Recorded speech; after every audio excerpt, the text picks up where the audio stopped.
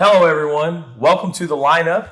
We're here at the Athletic Sports Group studio in Louisville, Kentucky. And with me today is Aaron Smith, as always, Old Faithful. What's going on? Man, you just came off an awesome Versus event. So just kind of how did that go and what were some highlights for you? Man, it was awesome. Had a bunch of teams come out. I think there was 46 to be exact. Absolutely awesome time. Kids had a blast. Had great weather. It was over 80 both days. Didn't rain.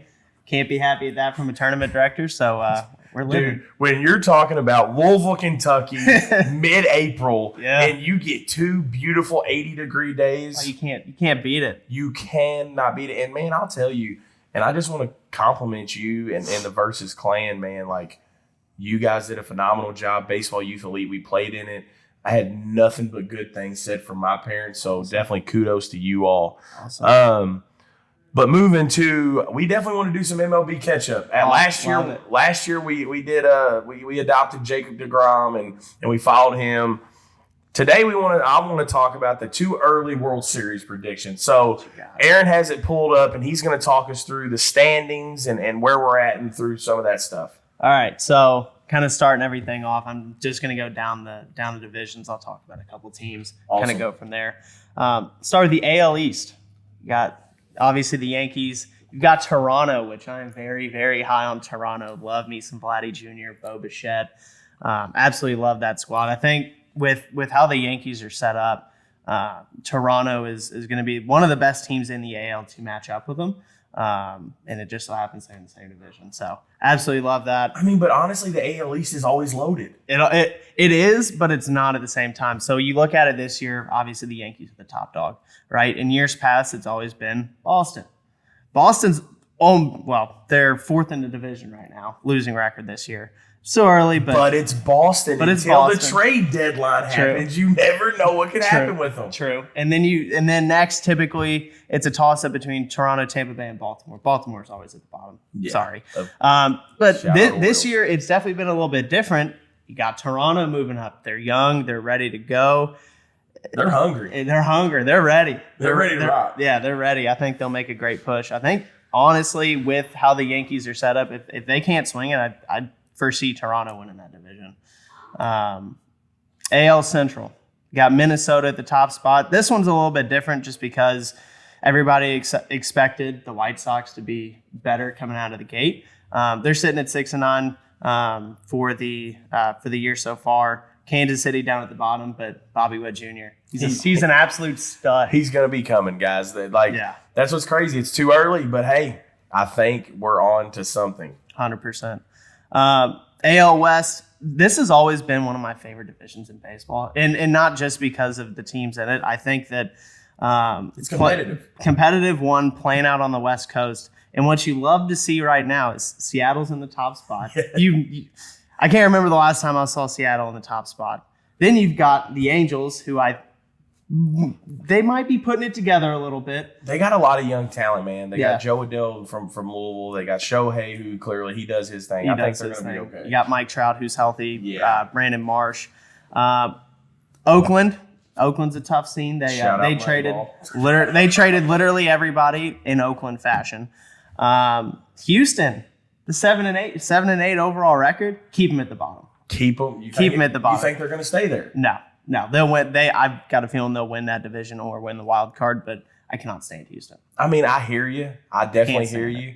But I will say my only Major League game I've ever been to was an Astros game at the Astros. It's a cool place. They're wild fans. Hey, Minute Maid is one of the coolest places to go watch a baseball game with their retractable roof. You got the train up there. It's awesome. The atmosphere is electric. Yeah, it was.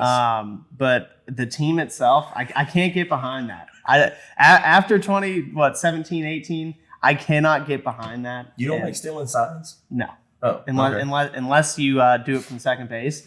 Yeah, you don't need any buzzers. Come on now. Do it the right way. In the bottom spot, you got Texas, which they'll say that. It's Texas. Yeah. We'll move on to the NL East. Got the Mets in the top spot at 12-5. I don't know how they're doing it.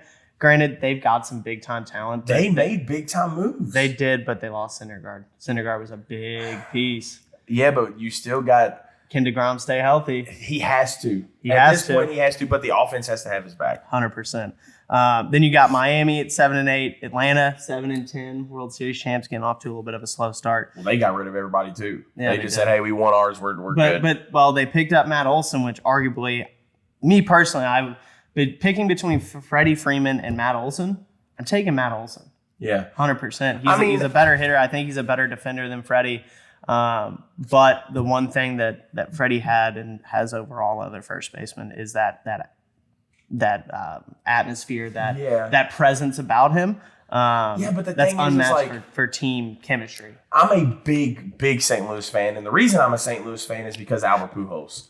And I'm going to tell you right now, it broke my heart to see him go to the Angels, and then he goes here, and then he's here, and then he's here, and now it's like, oh well, now we're going to make an Albert Pujols farewell tour. It's like, why are we waiting on Freddie's farewell tour? Nah, he got you a ring. Yeah, let him have his farewell tour and get gone. 100%. And I hate to say it, that organization kind of messed it up because Freddie, from what I understand, Freddie wanted to come back.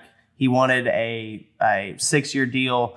Atlanta was only going to give him a 5-year deal, and he said, "Well, over 1 year." Yeah, 100%. Because I don't know how old he is now, but that 1 year could make a difference in either another contract or just playing out this one. So, dude, you could make him a manager for that last year. No, they're not going to do that. I'm just saying you could do whatever you want with that guy. But the Dodgers got him now. He does. The Dodgers are even, and that's why we will touch on the Dodgers. Yes, we will. Bottom of the NL East, my Philadelphia Phillies. They made a bunch of moves in the offseason, and statistically, they're the worst defense in baseball. So can't wait to see that. Can't wait to see some homers out of Nick Castellanos. Just speaking on the Phillies, man, and I just think back to 08, 09, 10. That was my team. Yeah, that was Rollins, the Utley. So what is it like? Utley and Howard, man. Those are my guys. So what is it like now as a fan? You had those 5 years of that offense was loaded. The offense was loaded. That pitching staff was incredible. You had That's Roy arguably Halladay, one of the Cole best Hamels, pitching Cliff staffs. Lee, Roy Oswalt.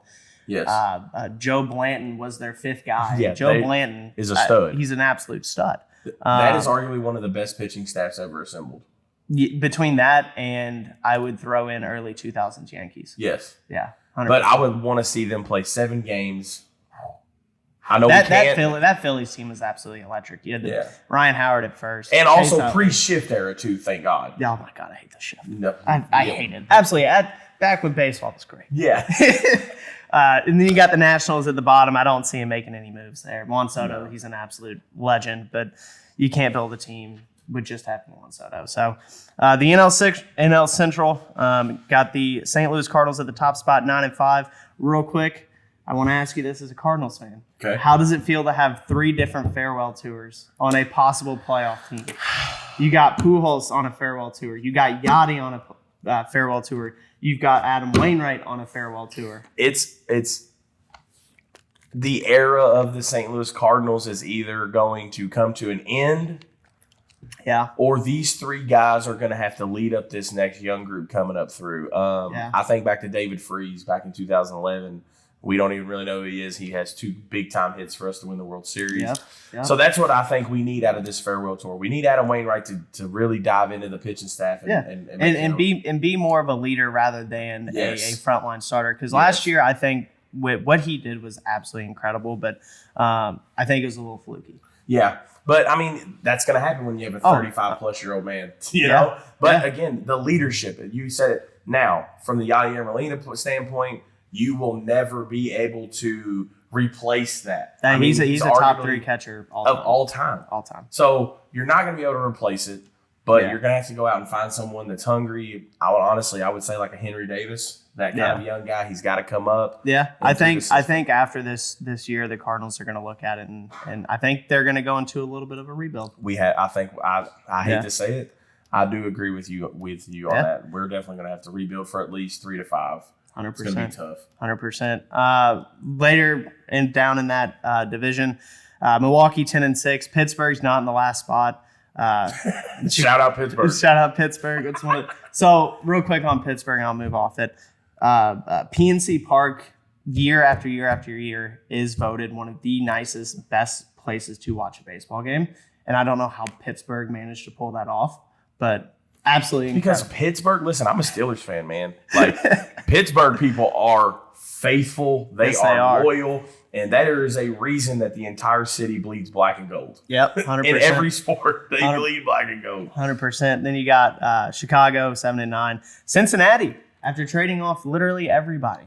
Everybody except for Jonathan India. 3-13, worst record in baseball. Honestly, listen, the Reds are, in my opinion, the greatest farm system to ever exist for the rest of the MLB.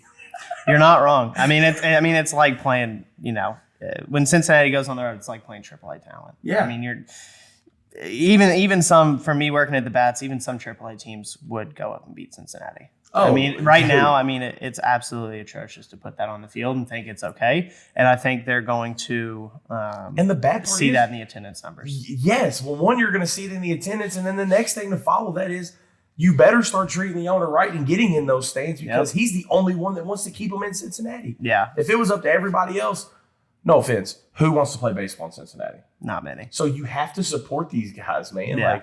I don't understand it. These fans, I get it. You want to win. You want to do this. You want to do that. Yeah. But if you ain't supporting them and you ain't giving them the budget to do it, it's going to be a tough look. Cincinnati last year went from arguably a playoff team to the worst team in baseball. That's not something that Cincinnati should be proud of. No. And looking at their farm system too, there's not guys down there. They brought up their guy in Jonathan India, right? He's up. He's absolutely rocking it. But really, the only candidate I think you got is Hunter Green. Hunter Green's up. So they don't call Hunter Green's up. He's pitching. He's in the 5 spot of the rotation. You've got a few people here and there, but no really top level prospects. So Cincinnati's going to be hurting for a couple years unless they make trades. And in a small market like Cincinnati, they're not going to push around the money. Joe Burrow better start getting baseball players. Lord. All right, last division, we got the NL West. This is the Dodgers division. I don't care how many San Francisco stands there are out there. Last year was a fluke. They will not do it again this year. I'm calling it. I'm calling it right now. San Francisco will get to July. Brandon Crawford's going to get hurt. Obviously, Buster Posey retired. He's done. I do not see San Francisco keeping this up. They're 11-5, just behind the Dodgers. Colorado's an interesting one this year as well. Love me some Colorado Rockies. You had did they keep Trevor Story? I don't believe so. I don't believe so. Well, they added Chris Bryant, of course. No, Trevor Story went to the Red Sox. Yes. You bring on Chris Bryant, which makes absolutely zero sense for Chris Bryant to go win. Sorry, Colorado, with a team like LA in your division. You are not winning that division. But honestly, anymore, are they even chasing the pennant or are they chasing the money? They have to be chasing the money with that move because they're not winning a pennant. And really, they're not winning a wild card spot either because, NL-wise, you've got Miami, you've got Milwaukee. That's always good. San Francisco, they're in there. The one division, though, that I think is going to be the most competitive throughout the season is the NL East. 100%. I think you're going to see some real good baseball out of there. But that's kind of the wrap-up of where everybody stands, our thoughts. All right, well, after that, who is your World Series champion April 25th? As of right now, you have to pick one. April 25th, who's your champion? So I'm saying, as far as in the World Series, who's going to play, I'm going to say Toronto from the AL is going to be in the World Series. Okay. And I'm taking my Philadelphia Phillies. You're taking the Phillies. All right. I got Toronto winning it all, man. Toronto winning it all. Okay. Well, I have the Dodgers winning it all. Well, of course. And I hate to say that because I am one to I want to prove everybody wrong. I hate that the freaking manager came out and was like, "Oh, we're going to win it. I promise you." I love it. But the more that I watch him, Dave Roberts. So my thoughts on Dave Roberts, number one, pulling Clayton Kershaw with a perfect game. I understand where you're coming from. He's old. He's prone to getting hurt, but you don't pull a pitcher who really, he's already a first ballot Hall of Famer. The only thing he needs left is a perfect game. He already threw a no-hitter. So that's hang on. Checked off. You are 2 segments ahead of me. Very good. We will get into this. Very good. We will definitely touch on this. We'll hold off on that. Yes. But I'm taking my Toronto Blue Jays. All right. As your World Series champion. You heard it here. Director of Baseball Youth Taber has the Dodgers. Director of Youth World Series and Versus, he is selecting his Blue Jays. My Blue Jays. His Blue Jays. He'll claim them. Yep. Some respect so, for my name. Umpire shortage. Guys. Real quick, we're an example of the umpire shortage. So this weekend, obviously we had our versus event. We have a very good, umpire crew that we work with, a very good UIC that we work with. And we typically submit schedules a week out so that way he's got guys to go find. We're talking Friday night and then Saturday morning. We are right on the nose as far as umpires with absolutely 0 extras. And that is specifically due to guys don't want to come out and get berated. And there was two college kids that were going to come out and umpire for us and help us out. And, they call our UIC and say, hey, man, like, we don't want to do it today. We're not there. As far as getting berated and stuff like that, like, we don't want to do that today. Yeah. It even goes back to the interview that Rick Goff had with Christie, the umpire that got hit. Yep. There is a court hearing now on May 18th. Like, guys, here's the thing. I'm the most competitive person I would like to think in a room.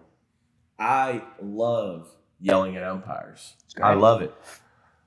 But you have to know how to do it. And I mean, like, are we really arguing balls and strikes at a 9U game, at a 10U game? You know what 100%, 100% you are in, and I'll tell you why. It's because once a game starts, obviously in your pregame meeting with the umpires, they're going to say, hey, let's keep it clean today.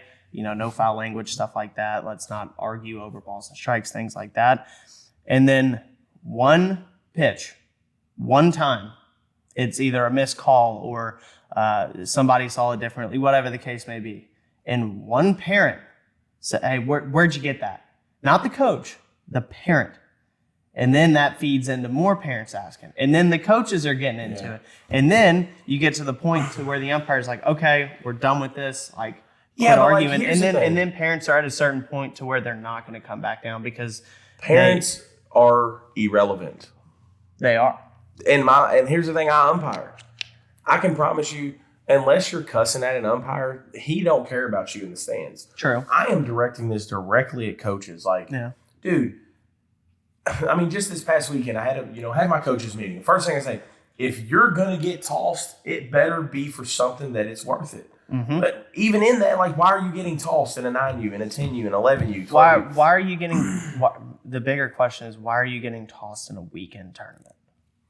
That is the question. You are going to go out and you are going to play next weekend, but here in the city of Louisville, a lot of these umpires go other places as well. Everywhere. So what keeps you guys from? These umpires remember these teams. Oh, right? yeah. We have conversations all the time with umpires saying, hey, X team, that coach, he gets a little mouthy, to umpires that are going in. So all of these umpires that work these events, they know what the deal is, right? And so, you have one team over here that's been completely respectful the whole time, asking questions and not, berating these guys.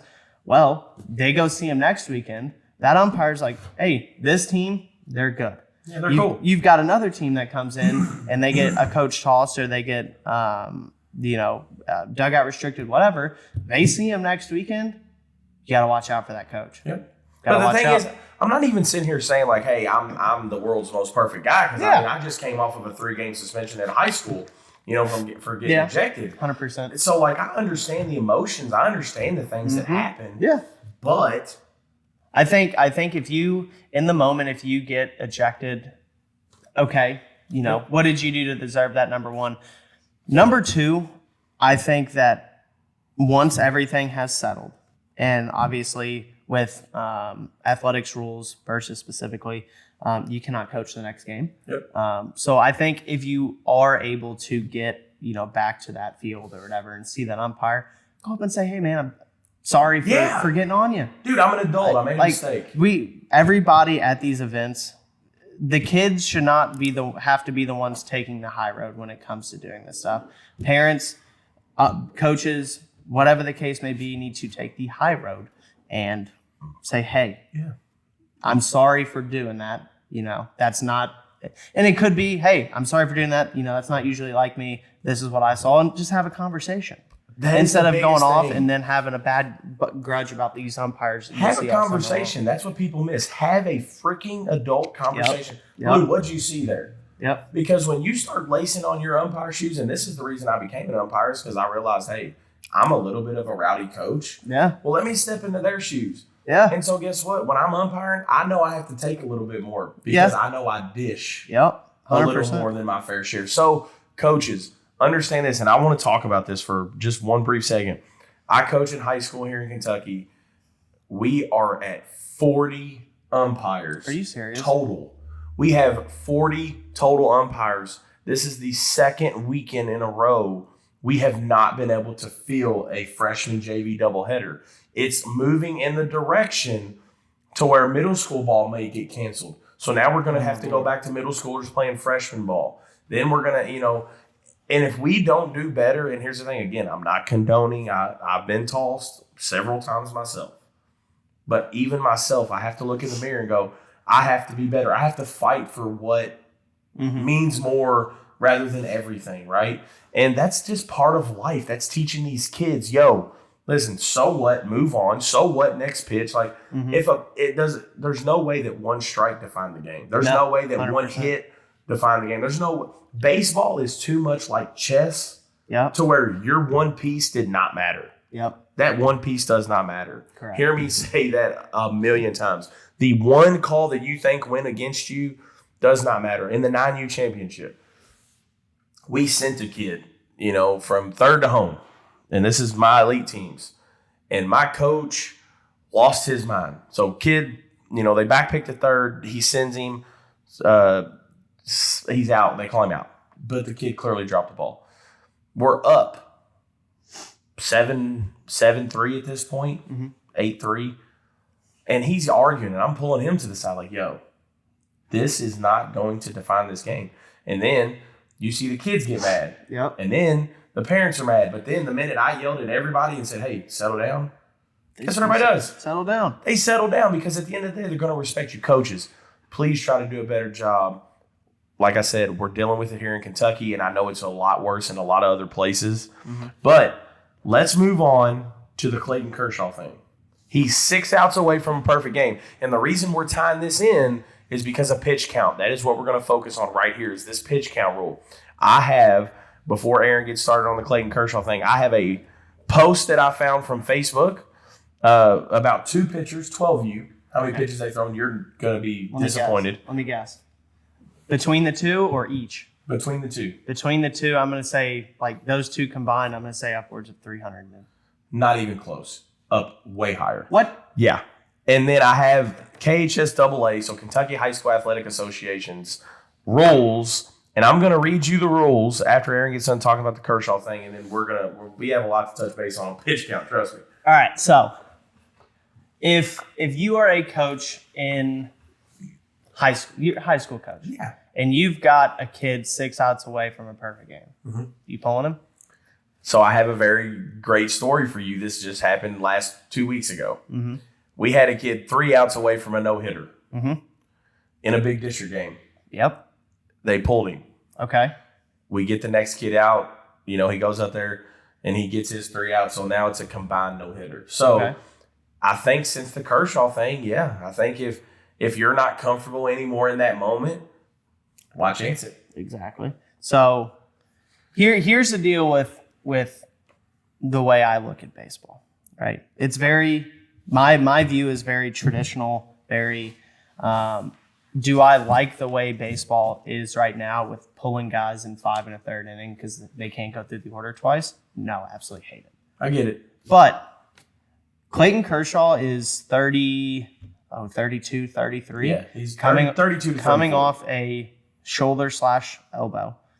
And has to be a big part in that lineup because of he's been there his entire career. They got new guys in and out constantly. So he's got to be there to play. Do I like that they pulled him? No. Absolutely hate that they pulled him. He had 6 outs to get. He was at 80 pitches. I think he was okay to keep going. And then what I would have done is maybe skip a start.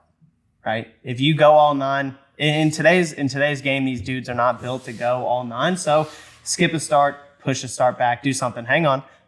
But was it the right move to make to pull him? 100%.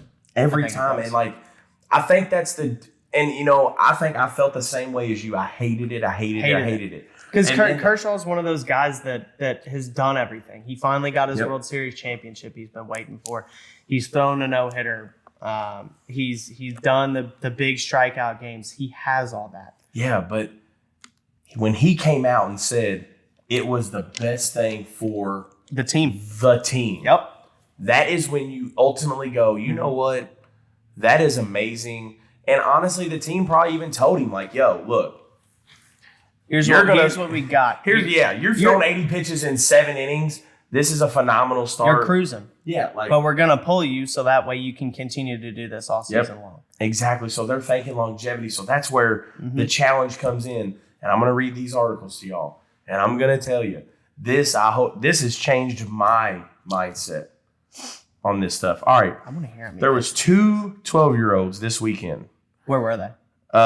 This is in Indiana. I'm not going to drop any names. There you go. Totally fine. Just need to know what state. We're going. So it's in Indiana. Glad it's not at 12-year-olds. One kid threw 181 pitches. The other kid threw 204 between Saturday and Sunday. So you're looking at 385 pitches total. Between two kids. Now, before we even flip that, so we're going to flip that script. This is straight from the Kentucky High School Athletic Association's pitch requirement. Now, so they're 12, so I'm just going to use the middle school. Yeah. I'm going to use the middle school level recommendation. That's what it should be. Maximum pitches, 85. In a game. 56 pitches or more, you have to sit down for 3 days. 36 to 55, you have to sit for 2. 20 to 35, you have to sit for 1. Under 20, no rest. Okay. That is middle school requirements. Now listen to the varsity. This is varsity high school. You must follow, and I fill out these same paperwork all the time. Your maximum pitches, 120. If you throw 76 to 120, you rest for 3 days before your next start. 51 to 75 is 2. 26 to 50 is 1. And 1 to 25 is none. You're telling me that a 12-year-old has more capability than a senior in high school, is what I got out of this article comparing it to this one. If a 12-year-old kid, and this is from a tournament director's perspective, with any tournament that I do, we do not police pitch counts. And I get it, right? Because that does make it hard. Does winning mean that much? No, not at all. So, number one, we do not police pitch counts. So I've got, as a tournament director, just purely as the title, I can't do anything. As a person, that dude is getting screamed at. I'm sorry, and I would take off that tournament director thing and say, Coach, what are we doing here, dude? That is something that. As a 12-year-old kid, you are in you're in that part of your life where, oh man, I'm they have to be coaches' kids though, right? Yes, they have to be coaches' kids. They have to be because there's no logical parent. Yes, 100%. And for a 12-year-old to throw that many pitches and not expect some kind of repercussion in the arm and the elbow in anything, I'm like. That baffles me because you see it a lot with high school and college guys and even in the MLB that really in the MLB is once you throw, you don't pick up a ball for 2 days, right? You don't touch one. You don't touch one. And really the science is everywhere now, but it's either ice, heat, it's mobility. You're running miles upon miles to get out the lactic acid. Yes. You're doing so many different things before you even touch a baseball, and that's after. Dude's going 5 1/3. Yeah, I mean, you're doing body blades, you're doing your weight training, you're running, like you're doing all this arm care, you're doing cryotherapy. That's like, after 5 1/3. They're not even going 9 anymore. And they're 30. Yeah. And we're These are telling grown men. And this is a 12-year-old who has his growth plates aren't even fully developed. He's not fully developed. Yeah. He probably hasn't hit puberty yet. Probably not. And 12 years old, he's thrown 190. So that's where, as a parent, how do you not step up? And neither one of us have kids. So definitely this would be a great topic for Rick to touch on because he has a son. But like, if you have a son, he's 12 years old, you're sitting in the stands. At what point do you start saying something? At the point of he finishes a game and he has to go pitch again. No, he's not touching a mound. That's the thing. He can and see for a 12-year-old kid, yeah, okay, you want to go out there and throw 80 pitches in a game? All right, buddy, totally fine. You go do that. I'm okay with it as a parent. The minute I see him in the bullpen warming up for another game, coach, get him out of there. No, well, I don't care if he sits for this entire tournament. He will not touch a baseball. He just won't. He threw 80 yesterday. Yep. What makes you think that he's good for another 80? Well, and like this makes me ask so many questions. So even if I was just to do the 102 pitches a game, 102 a game, back-to-back and days. then this kid's following up with 90, 93, 94 game. Yeah, 93, 94, 102, still ridiculously high. I don't know why the coach didn't pull him after that. But if that's the only work that he is going to do all tournament, okay. Yeah, but here's the thing: if you're playing in our nationals or a week-long event, or you're playing in the Youth World Series, all right, cool. You chuck on Wednesday, cool, and then you're going to chuck on Sunday, and you end up with 204. All right. That's a stretch. That's a stretch. It is a stretch, but it's more reasonable than in 2 days. Yeah, 100%. That's what I'm saying. With these weekend tournaments, a lot of coaches come ask me, and they confirm that I'm not doing pitch counts or that I'm not policing this. I say, yeah, I'm not policing it, but as a person, coach, we are watching.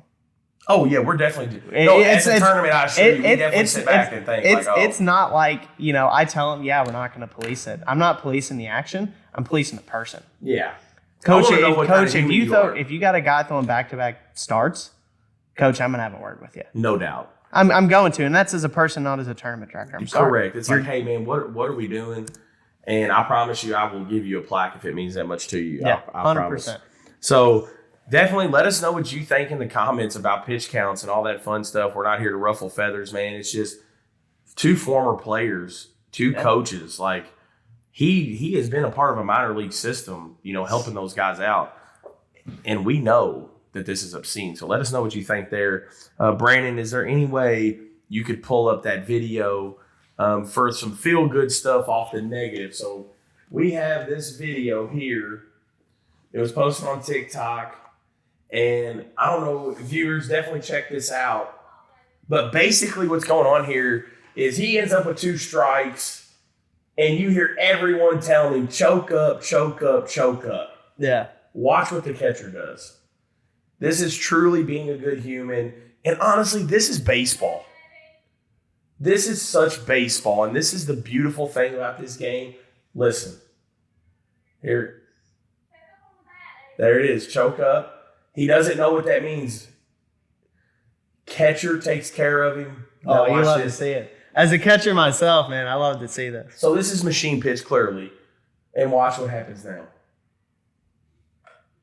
Gets a hit. Send it. And he's running, man. That's awesome. And he's safe. Like, that is what this game is about. Everyone helping everyone. Like, hey, look, dude. Everybody love everybody. Everybody love everybody. We need more good humans like that. Like, that truly touches my heart. Like, choke up, choke up. Yeah. If I was that kid, I'd be like, nah, here we go. Here we go. Look. Machine pitch. 8U. Yeah. Let's do it. Yeah. We're winning the ship. Yeah, we're winning it. But then you see this, and it's like, what are we doing, man? These kids got it right. And the thing is, too, with a lot of, at least with a lot of tournaments that I've seen, coaches are actively, obviously they're talking to their guys, but I always love to see, I always know a good coaching staff is when they congratulate the other team, when they say, hey, it was a great hit or whatever the case may be, or good play, whatever. That is the type of coaching staff that if I had a kid, I'd let him play for those guys. Every time. Now, the coaches that are yelling and screaming at kids if they do something wrong, man, I'm not going to – it's not that serious. Yep. I'm sorry, it's just not. But, I always say the mark of a good coaching staff is the gratuity and the willingness to be a role model. The game will always reward good behavior. Yes, That's what I tell people all the time. And that right there, young man, you will be rewarded. Yep. I don't know your name, but dude, shout you out. If you can get a hold of me, I definitely have some good things for you. Yep. You can email me, taber@athletics.com if you see it. But moving on from needing more good humans, top plays need to be submitted by this Friday to the lineup at athletics.com. So if you have any awesome plays, any awesome hits through the month of April, please submit those. Again, at the lineup at athletics.com. Man, Aaron, I'm super excited to be here, but I think we're running out of time.